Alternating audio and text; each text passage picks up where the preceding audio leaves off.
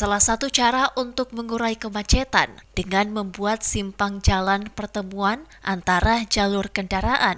Dengan adanya simpang jalan, dipercaya akan menambah kapasitas kendaraan sehingga dapat mengurai kemacetan. Untuk itu, pemerintah Kota Makassar berencana akan membuat simpang jalan antara Jalan Petarani ke Jalan Andi Jema dan Jalan Petarani ke Jalan Rapocini. Hal ini disambut baik oleh salah satu pengamat transportasi di Makassar. Pakar Transportasi Universitas Muslim Indonesia, Lambang Basri mengungkapkan, dalam pembuatan simpang jalan, hal yang sangat perlu diperhatikan adalah peningkatan kapasitas kendaraan. Dengan adanya simpangan, maka akan menambah 1,5 kali dari kapasitas sebelumnya. Jika geometri simpang diperbaiki, maka selain kapasitas dapat juga diperbaiki beberapa hal, yaitu melancarkan pergerakan kendaraan dan adanya efisiensi dari aspek lingkungan dan waktu.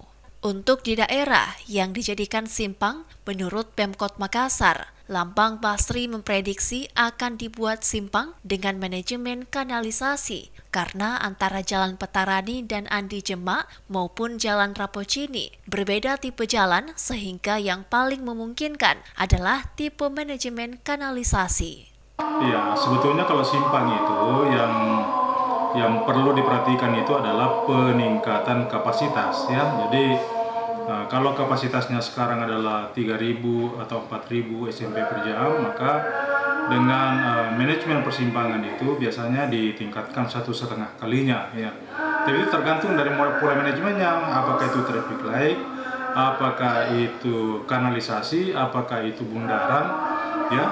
Biasanya kalau kapasitas besar itu sampai 2-3 kalinya itu kalau bundaran. Tapi saya kira kalau Petarani itu untuk bundaran mungkin sudah tidak sesuai lagi gitu ya.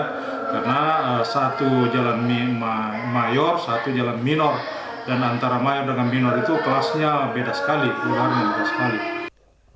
Penerapan simpang jalan memang seharusnya lebih banyak digunakan di kota besar dan dinamis seperti Kota Makassar dan disarankan membuat sudut simpang berbentuk jembung agar penggunaan simpang lebih maksimal. Irfan P. Putra, Fajar TV dan Fajar Radio melaporkan.